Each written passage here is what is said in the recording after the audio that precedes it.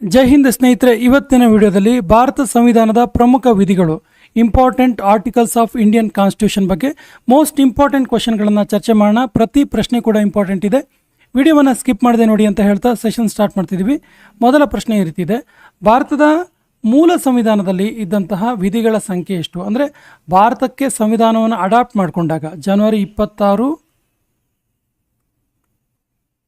1950ರಲ್ಲಿ ಭಾರತಕ್ಕೆ ಸಂವಿಧಾನವನ್ನು ಜಾರಿ ಮಾಡಿಕೊಂಡಾಗ ಇದ್ದಂತಹ ವಿಧಿಗಳ ಸಂಖ್ಯೆ, ಆರ್ಟಿಕಲ್ಗಳ ಸಂಖ್ಯೆ ಎಷ್ಟು ಕೇಳಿದರೆ ಸರಿಯಾದ ಉತ್ತರ ಆಪ್ಷನ್ ಬಿ 395. ಭಾರತಕ್ಕೆ ಸಂವಿಧಾನವನ್ನು ಜಾರಿ ಮಾಡಿಕೊಂಡಾಗ ಭಾರತದ ಮೂಲ ಸಂವಿಧಾನದಲ್ಲಿದ್ದ ಸಂಖ್ಯೆ 395. Option B is the right answer. ಭಾರತದಲ್ಲಿ ಇಡೀ ದೇಶದೆಲ್ಲೆಡೆ ಸ್ವತಂತ್ರವಾಗಿ ಚಲಿಸುವಂತಹ ಹಕ್ಕು ಈ ಕೆಳಗಿನ ಯಾವ ವಿಧಿ ಅಡಿಯಲ್ಲಿ ಬರುತ್ತೆ? ಯಾವ ಆರ್ಟಿಕಲ್ ಅಡಿಯಲ್ಲಿ ಸ್ವತಂತ್ರವಾಗಿ ದೇಶದಲ್ಲಿ ಸಂಚರಿಸುವ ಹಕ್ಕು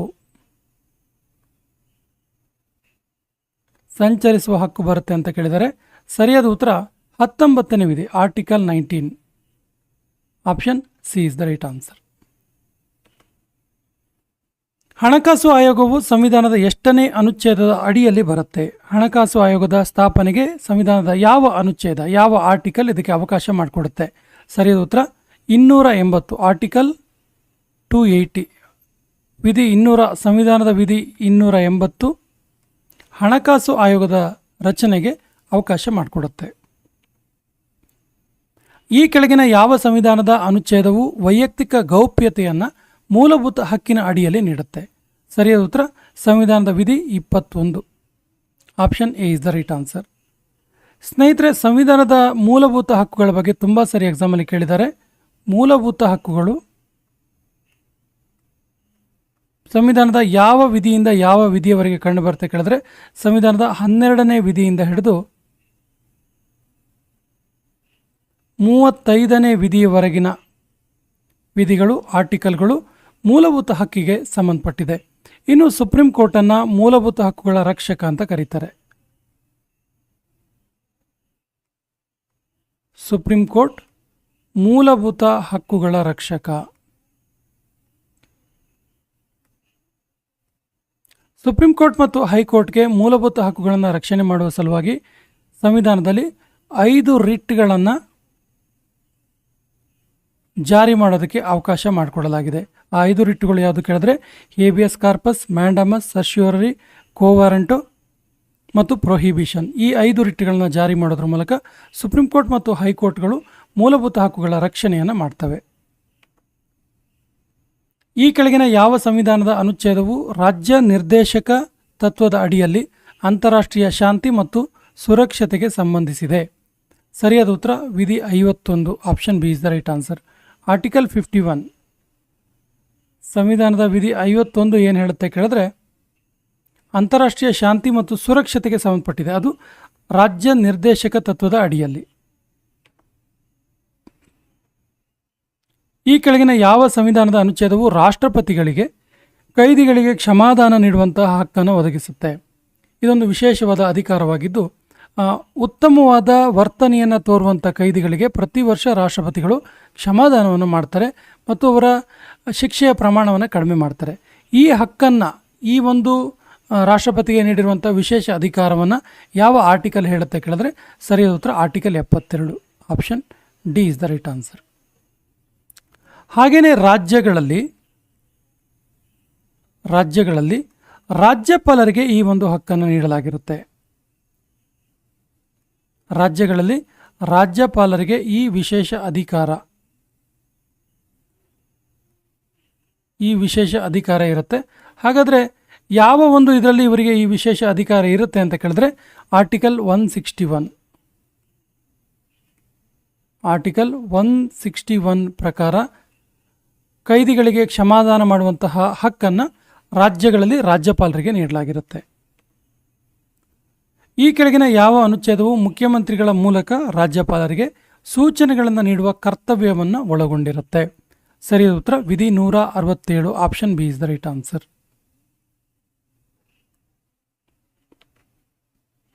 ಈ ಕೆಳಗಿನ ಯಾವ ಅನುಚ್ಛೇದವು ರಾಷ್ಟ್ರಪತಿ ಆಡಳಿತಕ್ಕೆ ಅವಕಾಶ ಮಾಡಿಕೊಡುತ್ತೆ? ಸರಿಯಾದ ಉತ್ತರ ಸಂವಿಧಾನದ ವಿಧಿ 356. ರಾಷ್ಟ್ರಪತಿಗಳ ಆಡಳಿತ ಮೀನ್ಸ್ ರಾಜ್ಯ ತುರ್ತು ಪರಿಸ್ಥಿತಿ.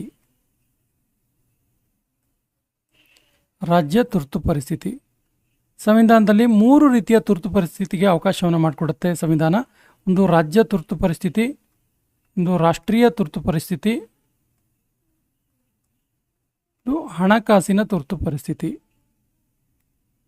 ಸೊ ಭಾರತದಲ್ಲಿ ಇದುವರೆಗೂ ಕೂಡ ಹಣಕಾಸಿನ ತುರ್ತು ಪರಿಸ್ಥಿತಿ ಆಗಿಲ್ಲ. ರಾಷ್ಟ್ರೀಯ ತುರ್ತು ಪರಿಸ್ಥಿತಿ 3 ಸರಿಯಾಗಿದೆ, 1962, 65 ಮತ್ತು 72. ಭಾರತ ಮತ್ತು ಪಾಕಿಸ್ತಾನ ಯುದ್ಧ, ಭಾರತ ಮತ್ತು ಚೀನಾ ಯುದ್ಧ ಮತ್ತು ಭಾರತಕ್ಕೆ ಬರಗಾಲವಾದ ಸಂದರ್ಭದಲ್ಲಿ 3 ಸಾರಿ ರಾಷ್ಟ್ರೀಯ ತುರ್ತು ಪರಿಸ್ಥಿತಿಯನ್ನು ಘೋಷಣೆ ಮಾಡಲಾಗಿದೆ.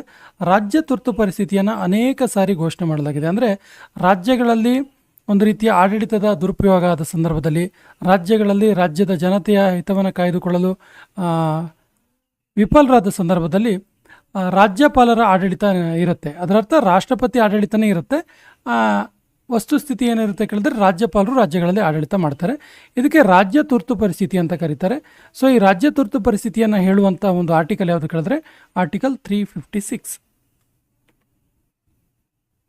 ಈ ಕೆಳಗಿನ ಯಾವ ಅನುಚ್ಛೇದವು ಪ್ರಧಾನಿಗಳಿಗೆ ಸಲಹೆ ನೀಡಲು ಒಂದು ಮಂತ್ರಿಮಂಡಲದ ಸಮಿತಿಯನ್ನು ಶಿಫಾರಸು ಮಾಡುತ್ತೆ? ಪ್ರಧಾನಿಗಳಿಗೆ ಮೀನ್ಸ್ ಪ್ರಧಾನಿಗಳಿಗೆ ಆ ಮೂಲಕ ರಾಷ್ಟ್ರಪತಿಗೆ ಸಲಹೆಯನ್ನು ನೀಡುವಂಥದ್ದು. ಸೊ ಆರ್ಟಿಕಲ್ ಇದಕ್ಕೆ ವಿಶೇಷವಾಗಿ ಅವಕಾಶ ಕೊಡುವಂಥ ಆರ್ಟಿಕಲ್ ಯಾವುದು ಕೇಳಿದ್ರೆ article 74. Option D is the right answer. Article 74. ಈ ಕೆಳಗಿನ ಯಾವ ಅನುಚ್ಛೇದವು ರಾಷ್ಟ್ರೀಯ ಪರಿಶಿಷ್ಟ ಜಾತಿಗಳ ಆಯೋಗಕ್ಕೆ, ನ್ಯಾಷನಲ್ ಶೆಡ್ಯೂಲ್ಡ್ ಕಾಸ್ಟ್ ಕಮಿಷನ್, ಇದಕ್ಕೆ ಅವಕಾಶ ಮಾಡಿಕೊಟ್ಟಿದೆ, ಸಂಬಂಧಿಸಿದೆ? ಸರಿಯಾದ ಉತ್ತರ ವಿಧಿ 338. Option D is the right answer. ಈ ಕೆಳಗಿನ ಯಾವ ಅನುಚ್ಛೇದವು ಉಚ್ಚ ನ್ಯಾಯಾಲಯಗಳಿಗೆ ರಿಟ್ ಜಾರಿ ಮಾಡೋದಕ್ಕೆ ಅವಕಾಶ ಮಾಡಿಕೊಡುತ್ತೆ? ನಾನು ಆಗಲೇ ಹೇಳಿದೆ, ಉಚ್ಚ ನ್ಯಾಯಾಲಯ ಮತ್ತು ಸುಪ್ರೀಂ ಕೋರ್ಟ್ ಮತ್ತು ಹೈಕೋರ್ಟ್ ಎರಡೂ ಕೂಡ 5 ರೀತಿಯ ರಿಟ್ಗಳನ್ನು ಹೊಡಿಸ್ತವೆ. 5 ರೀತಿಯ ರಿಟ್ಗಳು ಯಾವುದ್ಯಾವುದಂತ ನೋಡ್ತಾ ಹೋದರೆ ಹೇಬಿಯಸ್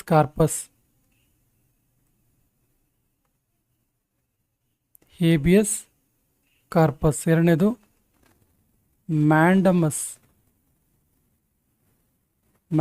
ಮೂರನೇದು ಸರ್ಶಿಯೋರರಿ, 4ನೇದು ಕೋವಾರೆಂಟೋ ಮತ್ತು 5ನೇದು ಪ್ರೊಹಿಬಿಷನ್.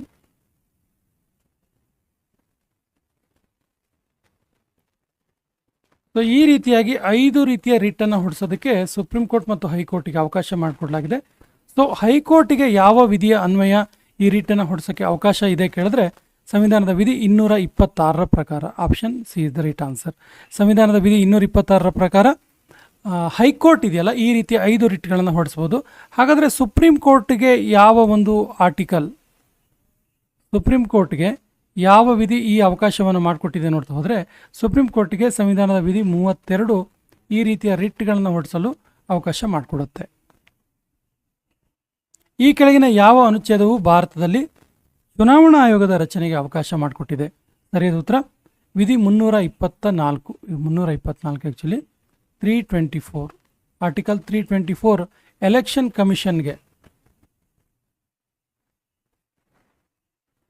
ಕಮಿಷನ್ ರಚನೆಗೆ ಅವಕಾಶ ಮಾಡಿಕೊಟ್ಟಿದೆ.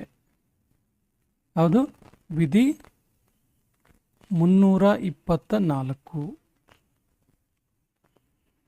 ಈ ಕೆಳಗಿನ ಯಾವ ಅನುಚ್ಛೇದವು ಭಾರತದಲ್ಲಿ ರಾಷ್ಟ್ರಪತಿಗಳಿಗೆ ಸಂಬಂಧಿಸಿರುವಂಥದ್ದು, ರಾಷ್ಟ್ರಪತಿಗಳ ನೇಮಕ ಮತ್ತು ರಾಷ್ಟ್ರಪತಿ ಹುದ್ದೆಗೆ ರಿಲೇಟೆಡ್ ಆಗಿರುವಂಥದ್ದು? ಸರಿಯಾದ ಉತ್ತರ ವಿಧಿ 52. Option A is the right answer. ಭಾರತದಲ್ಲಿ ಅಸ್ಪೃಶ್ಯತೆಯನ್ನು ತೊಡೆದು ಹಾಕಿದ ಸಂವಿಧಾನದ ವಿಧಿ ಯಾವುದು? ಸರಿಯಾದ ಉತ್ತರ ಆಪ್ಷನ್ ಡಿ ಆರ್ಟಿಕಲ್ 17. ಅಸ್ಪೃಶ್ಯತಾ ನಿವಾರಣಾ ಕಾಯ್ದೆ. ಇದೊಂಥರ ಅಸ್ಪೃಶ್ಯತಾ ನಿವಾರಣಾ ಕಾಯ್ದೆ ಅಂತ ಕೆಲಸ ಮಾಡುವಂಥ ವಿಧಿ ಆರ್ಟಿಕಲ್ 17. ಈ ಆರ್ಟಿಕಲ್ 17 ಪ್ರಕಾರ ಭಾರತದಲ್ಲಿ ಯಾವುದೇ ರೀತಿಯ ಅಸ್ಪೃಶ್ಯತೆಯನ್ನು ಮಾಡುವಂತಿಲ್ಲ. ಸಂವಿಧಾನದಲ್ಲಿ ಮೂಲಭೂತ ಕರ್ತವ್ಯಗಳಿಗೆ ಸಂಬಂಧಿಸಿದಂತೆ ಇರುವಂತಹ ಅನುಚ್ಛೇದ ಯಾವುದು? ಸರಿಯಾದ ಉತ್ತರ 51A, ಆರ್ಟಿಕಲ್ 51A. ಸಂವಿಧಾನದ ವಿಧಿ 51A ಇದೆಯಲ್ಲ, ಇದು ಮೂಲಭೂತ ಕರ್ತವ್ಯಗಳಿಗೆ ಸಂಬಂಧಪಡುತ್ತೆ. ಸಂವಿಧಾನ ರಚನೆಯಾದಾಗ ಆ್ಯಕ್ಚುಲಿ ಮೂಲಭೂತ ಕರ್ತವ್ಯಗಳು ಪಟ್ಟಿಯಲ್ಲಿ ಇರಲ್ಲ.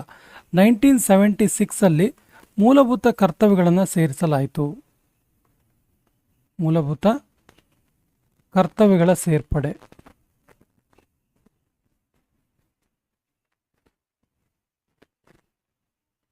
ಸಾವಿರದ 1976ರಲ್ಲಿ ಭಾರತ ಸಂವಿಧಾನಕ್ಕೆ ಮೂಲಭೂತ ಕರ್ತವ್ಯಗಳನ್ನು ಸೇರಿಸಲಾಯಿತು. ಇದಕ್ಕೆ ಸೇರಿಸೋದಕ್ಕೆ ಶಿಫಾರಸು ಮಾಡಿದ ಸಮಿತಿ ಯಾವುದು ಕೇಳಿದ್ರೆ ಸರ್ದಾರ್ ಸ್ವರ್ಣ ಸಿಂಗ್ ಕಮಿಟಿ.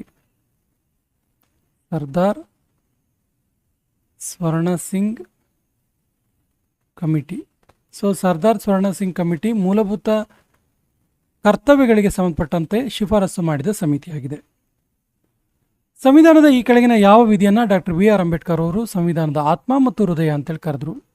ಸರಿಯಾದ ಉತ್ತರ ಆರ್ಟಿಕಲ್ 32.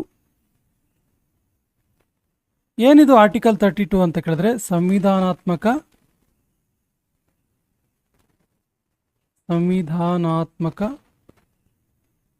ಪರಿಹಾರಗಳ ಹಕ್ಕು. ಪರಿಹಾರದ ಹಕ್ಕು. ಯಾವುದೇ ರೀತಿಯ ಮೂಲಭೂತ ಹಕ್ಕುಗಳಿಗೆ ಧಕ್ಕೆಯಾದಲ್ಲಿ ಅವರು ಸಂವಿಧಾನಾತ್ಮಕವಾಗಿ ಪರಿಹಾರವನ್ನು ಕಂಡುಕೊಳ್ಬೋದು. ಇದನ್ನು ಆರ್ಟಿಕಲ್ 32 ಹೇಳುತ್ತೆ. ಈ ಆರ್ಟಿಕಲ್ 32ನ್ನು ಅಂಬೇಡ್ಕರ್ ಅವರು ಸಂವಿಧಾನದ ಆತ್ಮ ಮತ್ತು ಹೃದಯ ಅಂತ ಕರೆದರು. ಸಂವಿಧಾನದ ಈ ಕೆಳಗಿನ ಯಾವ ವಿಧಿಯಲ್ಲಿ ಬಜೆಟ್ ಎಂಬ ಶಬ್ದದ ಉಲ್ಲೇಖ ಇದೆ? ಸರಿಯಾದ ಉತ್ತರ ಆಪ್ಷನ್ ಡಿ, ಯಾವುದೂ ಇಲ್ಲ. ಅಂದರೆ ಭಾರತ ಸಂವಿಧಾನದಲ್ಲಿ ಬಜೆಟ್ ಅನ್ನುವಂಥ ಪದವೇ ಇಲ್ಲ. ಬಜೆಟ್ ಎಂಬ ಪದ ಇಲ್ಲ.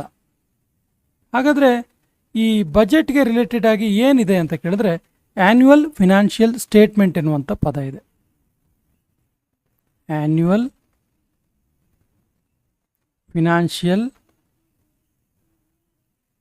ಸ್ಟೇಟ್ಮೆಂಟ್. ಆ್ಯನ್ಯುವಲ್ ಫಿನಾನ್ಷಿಯಲ್ ಸ್ಟೇಟ್ಮೆಂಟ್ ಅನ್ನುವಂಥ ಪದ ಇದೆ. ಇದಕ್ಕೆ ಸಂಬಂಧಪಟ್ಟಂತಹ ವಿಧಿ ಯಾವುದು ಕೇಳಿದ್ರೆ 112. ನಾವು ಇದನ್ನೇ ಬಜೆಟ್ ಸಂಬಂಧಪಟ್ಟಂಥ ವಿಧಿ ಅಂತ ಕನ್ಸಿಡರ್ ಮಾಡ್ತೀವಿ. ಬಟ್ ಬಜೆಟ್ ಅನ್ನುವಂಥ ಪದ ಇಲ್ಲ. ಬದಲಾಗಿ ಬಜೆಟ್ನ ಅಂತರರ್ಥ, ಅದೇ ಅರ್ಥವನ್ನು ಕೊಡುವಂತಹ ಆ್ಯನ್ಯುವಲ್ ಫಿನಾನ್ಷಿಯಲ್ ಸ್ಟೇಟ್ಮೆಂಟ್ ಎನ್ನುವಂತಹ ಪದ ಬಳಕೆಯಾಗಿದೆ. ಸಂವಿಧಾನದ ಈ ಕೆಳಗಿನ ಯಾವ ವಿಧಿಯಲ್ಲಿ ವಿಧಾನ ಪರಿಷತ್ಗೆ ಸಂಬಂಧಿಸಿದೆ? ಸರಿಯಾದ ಉತ್ತರ ವಿಧಿ 169. ಇದು ವಿಧಾನ ಪರಿಷತ್ಗೆ ಸಂಬಂಧಪಟ್ಟಿದೆ. Option D is the right answer. ವಿಧಾನ ಪರಿಷತ್ಗಳ ರಚನೆ ಮಾಡುವಂಥದ್ದು ಸಂಸತ್.